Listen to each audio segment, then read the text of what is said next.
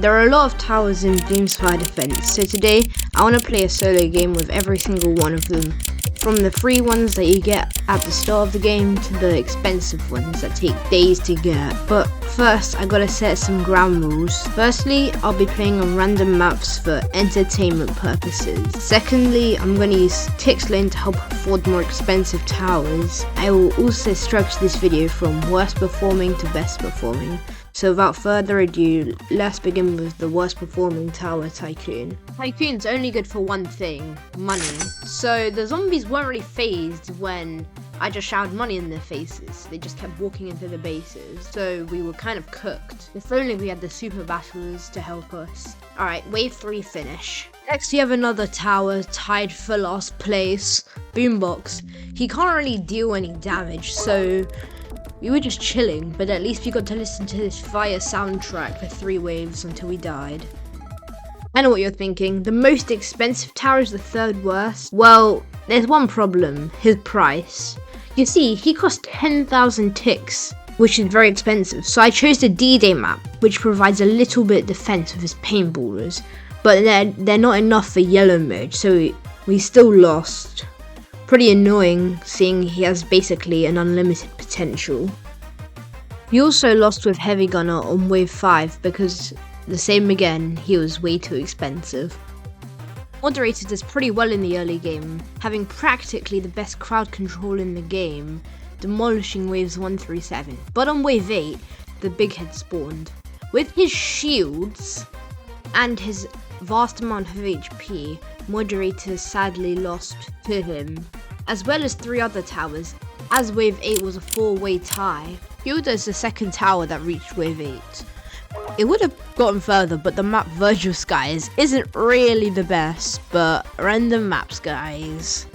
Shielder does pierce to counter the double enemies, but we do not have enough that DPS to beat wave 8, so pretty sad. But does splash damage, so he can clear waves 1 through 6 very easily.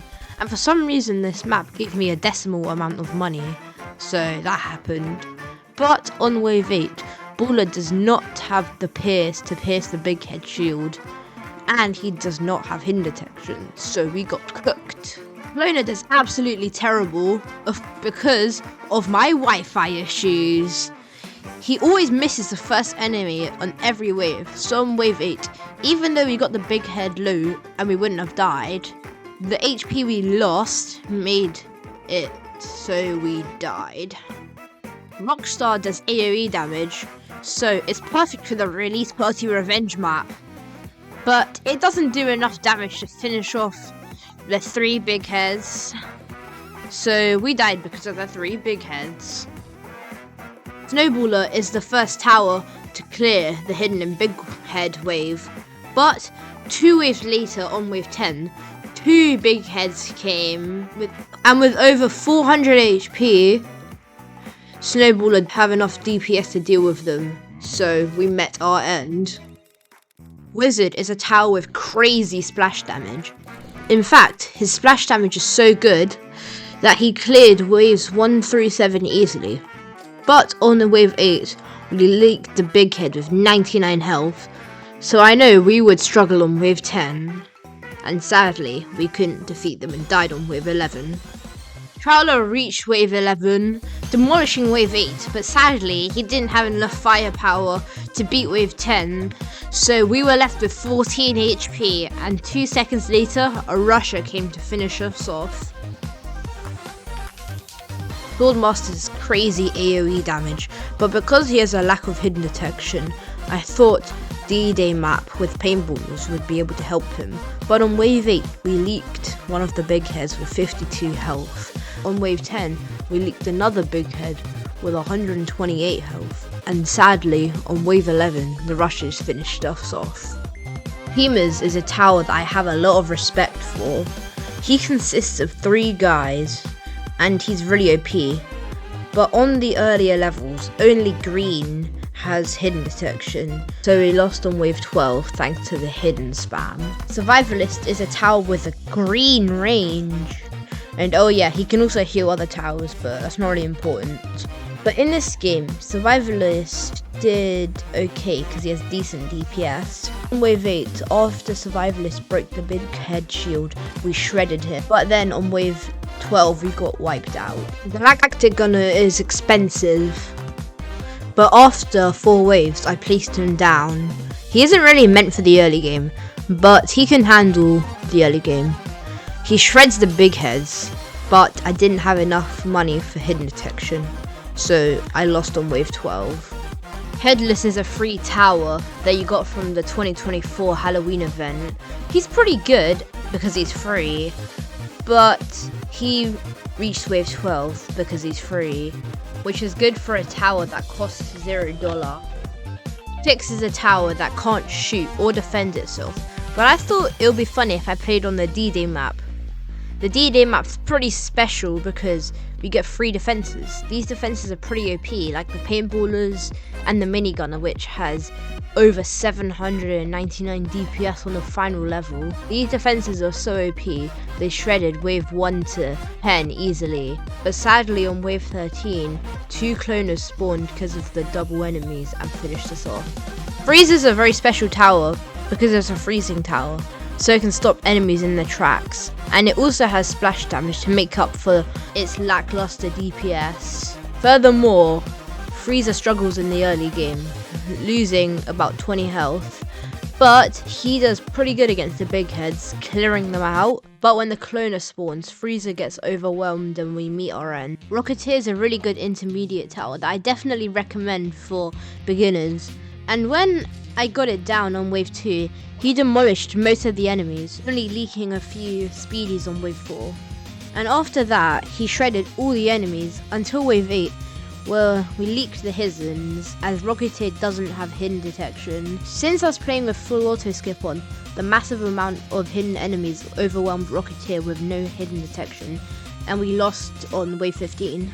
Battler is the free starter tower, yet he managed to outperform over 15 towers. In the early game, Battler has crazy cost efficiency, so I could spam a lot of level 3s, which is the best. And it's pretty OP. Wave 11, we leaked a big head and rushes, as they rushed out of the Battler's tiny range, so I had to get a few backups to take care of them. A few Battlers later, on wave 15, 2 cloners and a bunch of slate skins spawned. These enemies are special because the slate skins with their armor tank all the damage, and the cloners just continually spawn, and since Battler has a small range, targeting wouldn't really have helped. So we met our end on wave 16. BB Gun is a special tower, as it's the first master tower on the list that can actually do damage, which makes it pretty special. The first few waves BB Gunner cruised through it, as it's one of the best early game towers in the game. But when wave 8 rolled around, we had to call up some backups to help take care of the big head, but for some reason they went under the map, and that was the really only interesting thing that happened in this game, because in my opinion, BB Gun is a pretty boring tower. It's just a guy with a gun, so we kind of lost on wave 17.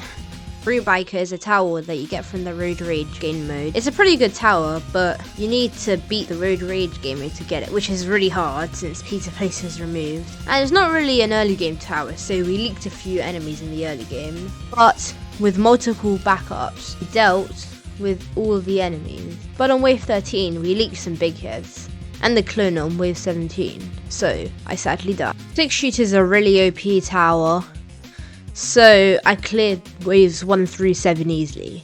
But on wave 8, I kind of forgot about big head shield, so I leaked him and I was left with 12 HP, which means any small mistakes I made could end me. So after that, I started spamming a load of 6 shooters to help my defense to break through all the shields. Sadly, on wave 18, the Juggernaut's massive shield got past the bulk of my defenses quickly, and my little backups couldn't save us, so we died. Ray gun is a tower that shoots energy pierce bullets, and I think he's a pretty decent tower. And we aced the early game, but on wave 16 I leaked a hidden big head, so I had to get some backups to take care of it. And on wave 18, Ray gunner was the first tower to clear the juggernaut, but shortly after on wave 19 we lost to the multiple juggernauts. Bomber's a really OP tower with mastery, but sadly I don't have mastery, so never mind, let's just start the game. Bomber has explosive splash damage, so he can deal with the hordes of zombies from waves 1 through 7 pretty easily. And on wave 8 we nearly leaked the big head, so I decided to spam more bombers further back, and they dealt with everything including the Juggernaut on wave 18. But on wave 20 the Road Rager spawned, and he sped past my main defense, and my backups didn't help, so he died on wave 20. Slingshots is a free tower. Yes, you can get him right at the start of the game, but I have a mastery on him that makes it so for every slingshot I place I get a speed boost, so I started spamming a lot of them. And after getting the max buff of 50%, I started maxing the slingshotters one by one. Since Slingshotter doesn't have armor penetration, the Road Rager pushed very far with his 500 armor, but I managed to take him down. But on wave 22 I died. Paintball is a sniper-like tower, having a high range damage but a low fire rate. He takes advantage of the range on the Crossroads map, as he basically has whole map range, so we could easily take care of waves 1 through 7. And on wave 8, we easily take care of the big head. After that, I spammed a bunch of paintballers, but on wave 16, Slate Skins and a cloner spawned. They pushed very near the end, and I got way too close to death. But on wave 22, the span of juggernauts killed me, and I died. Hyper Laser is a very expensive tower, and I only got it down on wave 5, but after upgrading it one time, it basically had whole map range. And because he has chain damage, we easily took care of the first few waves. When I got a level 3 Hyper Laser though, it took a lot longer to kill the enemies because of the slower fire rate, so they pushed further. But after that, I spammed a lot of level 2s, which let me cruise through the waves until wave 24, when the crazy bot and hidden spam pushed far. And then on wave 29, the Juggernaut spam ended the run. Machinery is a mix of the Accelerator and Engineer from TDS, and if you've ever played TDS, you know that these are the best towers in the game, so Machinery performed magnificently. When the General spawned on wave 30, we got nuked, but we were still cooking him until he called in some backup crazy bots, which got boosted by the wind. And then since Machinery was constantly getting stunned by the General and his Rocketeers, wind-ups and crazy bots finished us off. Barracks is the mastered version of Spawn, and since you can only place 2 of them, the Crossroad maps make good use of the unit's range. Barracks makes quick use of all the yellow mode enemies, and it was just kind of fun watching them fight and die, and then the cycle continues. When the General spawned, Barracks' 2 exponents makes quick work of him and his goons, and everything was going smoothly until the Mechanical Rangers spawned, which weakened my defense, and since my forces couldn't spawn quickly, the Bloxies and other enemies killed us. Spawn is the beta, the pre-gen of Barracks, but it got further, proving that betas are sometimes more Sigma. In the beginning, the Glasshouse map helped maximize Spawn's potential as it's very, very long, and when I got the Blue Sword Master, and he spawned all his minions, which were pretty OP. Spawn basically cruised through the game until wave 37, where my troops started to get pushed back and 2 Mechanical Ragers tanked all of my other guys, and I died in wave 39. Now onto the towers that made it to wave 40. Firstly, we have Pianist.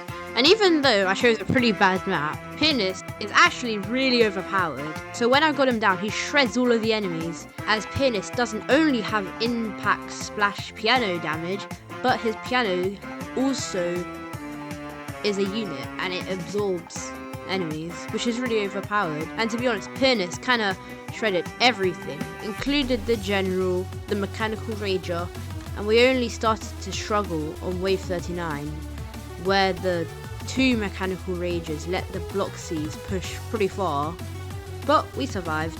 On wave 40, we were doing okay, but since the map is very, very, very short, The sheer amount of enemies pushed pretty far, and my 5 pianists, as the other ones were deleted, didn't have enough DPS, so we died in wave 40. Terminal Garage is a tower that spawns cars that are very OP.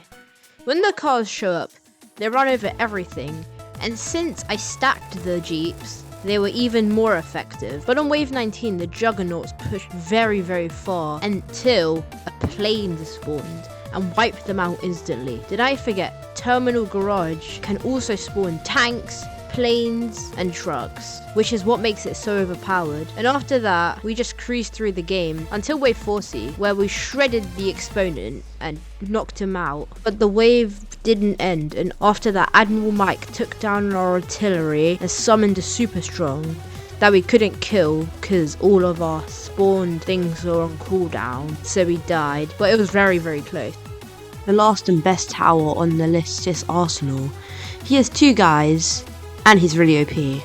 Anyway, the game plan was to get 100 maxed arsenals, as he doesn't have a placement limit, and even though I only got 45, we easily cleared the boss wave, cementing Arsenal as the best tower in doomspire defense. So yeah, all towers in doomspire defense, -3 of course, in a solo match. I hope you can subscribe because I had to die like over 40 times, and turns out Arsenal's the sole Sigma tower. I mean, some of the runs could have been better, but this is for entertainment purposes.